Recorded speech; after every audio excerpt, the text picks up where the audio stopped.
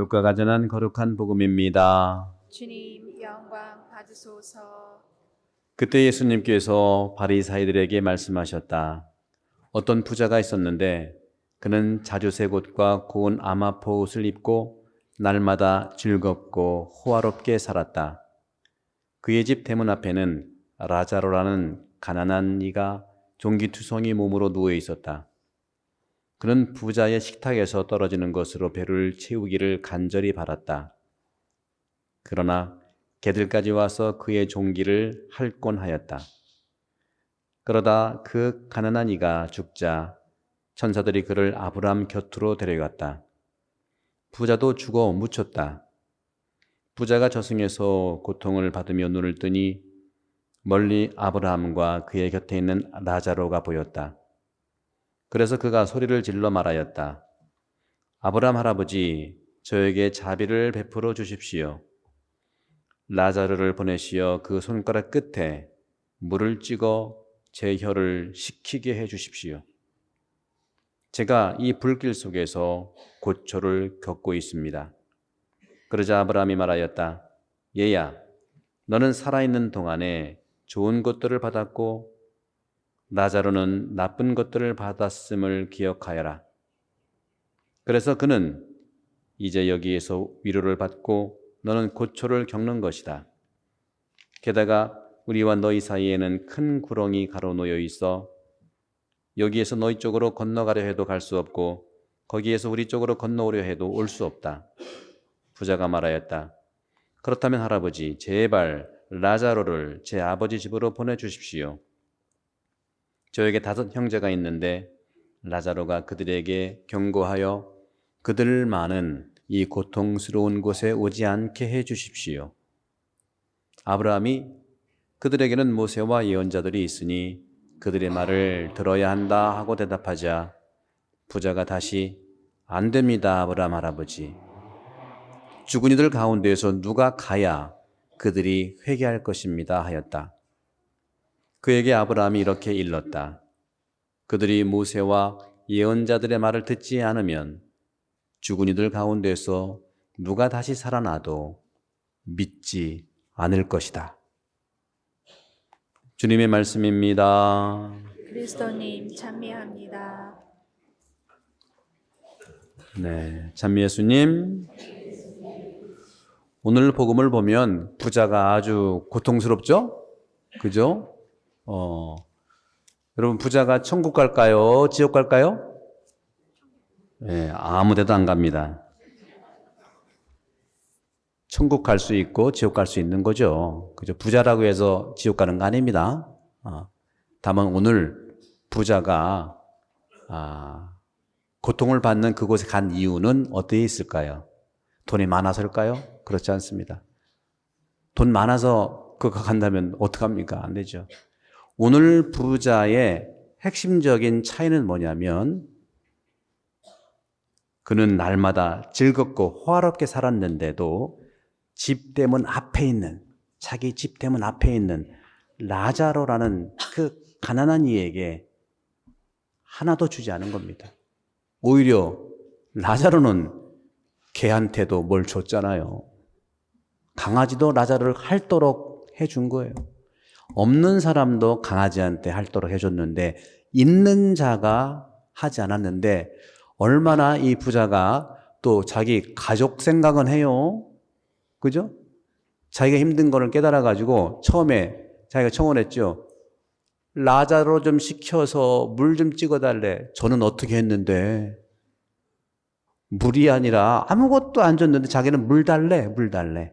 그럴 수 있어요. 그건 뭐 나쁘게 보는 것도 아닙니다. 청할 수 있어요. 거울로 비춰보는 겁니다. 그러면서도 자기 자신은 자기 고통을 가지고 있어서 사랑은 조금 남아있어요. 어떤 가족 간의 사랑만 남아있습니다. 여러분들, 가족 간의 사랑 중요합니다. 그러나 가족적 이기주의는 복음은 말하고 있는 겁니다. 우리들의 사랑이 넘쳐 흐르는 것이 복음의 사랑입니다. 우리는 못 살고 남을 잘 살게 하라는 것이 아니에요. 바로 우리 안에 사랑이 흘러 넘쳐서 이웃까지 가는 겁니다. 그래서 분명히 아브라함 할아버지는 이렇게 말했죠. 제발 라자르를 제 집으로 돌려보내주세요 하고 부자가 얘기했더니 다섯 형제 불쌍하다 이거예요. 라자르 불쌍한 건 생각 안 하고 자기 가족 불쌍한 것만 생각해. 아브라함은 이렇게 말했습니다.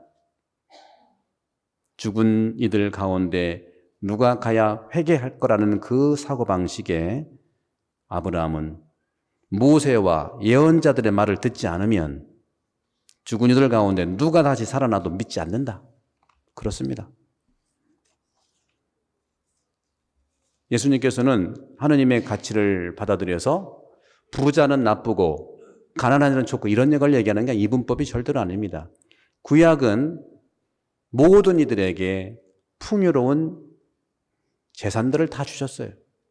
따라서 구약이 얘기하는 축복과 행복은 부유함입니다. 풍요로움입니다. 아브라함부터 시작해서 이삭 할 것도 없이요. 그죠? 많은 야곱도 그렇고 아브라함도 가축, 금은 많이 소유했어요. 창세기 13장 2절에 나오죠. 이삭도 창세기 26장 12절에 보게 되면 수확을 100배나 올리는 대농이었어요. 야곱도 양, 염소, 남종, 여종 할 것 없이 풍요롭게 살았습니다. 창세기 30장 43절의 얘기입니다. 우리가 알고는 욥도요. 모든 걸 잃었다고 하지만 믿음을 시험하기 위한 거였고 나중에 욥도 최고의 부유함을 불리도록 주님이 부르셔서 돌아옵니다. 이렇게 구약에서의 이 부유함은 어떤 걸 얘기하냐면 이 부유함의 원천이 바로 하나님한테 있다는 겁니다. 신약에서는 반대로 행복과 축복은 가난한 자한테 있다고 말합니다. 이거 냉탕, 온탕, 정신이 없어요. 그러죠? 구약은 부유함이 축복이라고 하고 신약은 복음은 또 가난한 게 축복이라고 하고 어떻게 살아야 돼요? 가난한 자는 부자처럼 부자는 가난한 자처럼 살면 되죠. 오늘 주님께서 말씀하시는 부유함, 가난 모두가 하나님한테 속해 있다는 걸 얘기합니다. 하나님의 선물입니다. 그 선물을 나눠 써라. 간단한 그거예요. 복음의 가치는요. 우리는 이 세상에 태어나서 다음에 하나님께 돌아가는 과정, life is picnic. 인생은 소풍이에요. 소풍 와서 받은 모든 선물들, 첫째 뭡니까? 자녀도 선물이에요. 돈도 선물이에요. 특별히 우리가 땅을 디디고는 이 지구도 선물이에요. 근데 이게 지금 다 어마어마한 아픔을 겪고 있다는 거죠. 저는 꼭 돈 얘기만 하지 않겠습니다. 돈도 역시 하나님 것이고 자녀도 하나님 것이고 우리가 디디고 있는 이 땅도 하나님 것인데 가장 심각한 오늘날의 문제는 이 땅 문제입니다. 기후 문제. 2020년 내년이요. 1.5도 올라가는 마지노선이랍니다. 마지막 1.5도 온도가 올라가는. 1.5도 온도가 올라가면은요, 어떻게 되느냐. 어차피 북극도 녹고 남극도 녹을 텐데, 북극이 녹으면요, 전 세계 해안가 도시는 다 잠긴대요. 우리가 해안가니까, 그렇죠. 또 남극이 녹으면 수면이 700m 올라간대요. 상상할 수 있겠죠. 그럼 원인이 뭐냐? 다 알고 있죠. 우리 인간이라고 애매하게 말씀을 드리는 것보다도 많은 기후학자들과 이 생태학자들이 솔루션을 내놓는 건 뭐냐면은 그 기후변화의 가장 주범이라고 할 수 있는 것은 인간인데 인간은 도대체 뭐냐? 저는 한 가지, 두 가지만 말씀드리겠습니다. 소고기 1kg를 생산하는데 옥수수 18kg가 필요합니다. 아시겠죠? 그러니까 소고기를 많이 먹으면 생태계는 파지게 되는 거예요. 그래서 제가 고기 안 먹는 거 아니에요? 아니에요. 1kg에 18kg의 옥수수. 또 탄소 배출량이 절대로 많은 것이 자동차지요. 이것은 또 한 가지 경종을 울리는 게 뭐냐면 삶의 문제라는 것이요. 미국 사람들처럼 살면 지구가 5개 필요하고 놀라지 마세요. 호주 사람처럼 살면 지구가 4개 반이 필요해요. 거기서 거기. 이건 심각한 기후변화 전문가들의 얘기입니다. 저는 오늘 이 부자가 과연 사람들이 아닌가 생각하는 거예요. 나를 위해서는 실컷 쓰면서 자연에서 나누지 않아요. 그러면 오늘날 나왔던 라자로는 누구냐? 라자로는 이 세상에 살고 있는 토착민들이에요.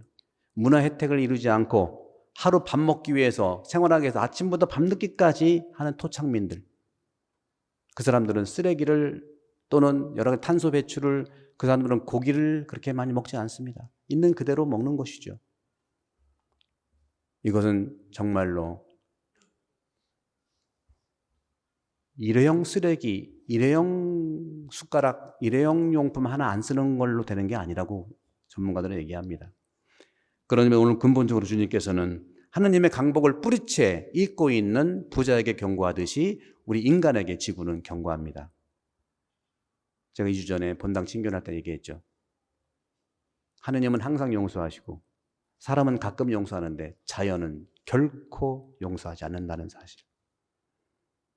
오늘도 라자로와 부자는 갈릴 수 없는 그 넘어갈 수 없는 선을 분명히 말씀하시는데 그 선이 1.5도를 지키느냐 안 지키느냐의 오늘날의 가치인 것 같아요. 하느님의 강복에 감사하는 것을 하지 않고 오만함으로 인간 중심으로 살아가는 부자의 모습, 자기 중심으로 살아가는 부자의 모습, 과연 그 모습인 어디에서 지금 있을까? 저도 그런 모습으로 살고 있는 것을 반성합니다. 우리 교회도 그렇게 산다면 교회도 반성해야 됩니다. 부자를 교회로 바꿔보세요. 교회를 나로 바꿔보세요. 부자를 딴 걸로 바꿔보세요. 지구로 바꿔보세요.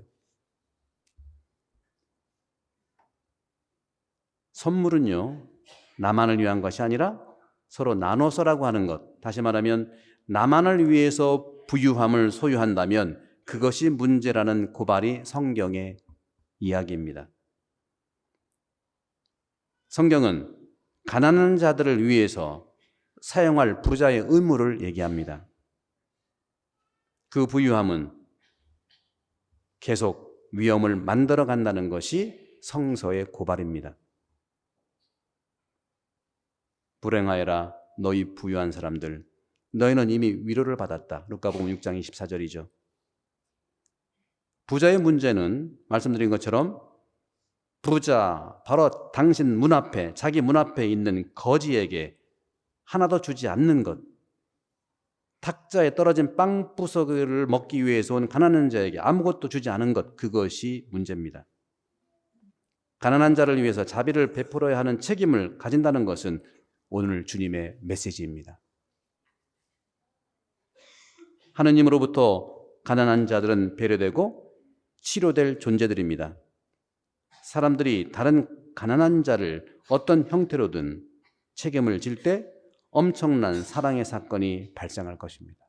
그런 점에서 우리 2주 전에 있었던 본당을 친교할 때 라플의 10% 사회복지기금을 했다. 신의 한 수입니다. 비로소 복음의 가치를 조금씩 우리가 실천해 나가요. 그러다 보니까 남는 게 많이 남았잖아요. 기후변화에 대한 것도 역시 지구를 돌보는 것은 하나님이 선물로 준 우리의 책임감이 아닌가 생각해 봅니다.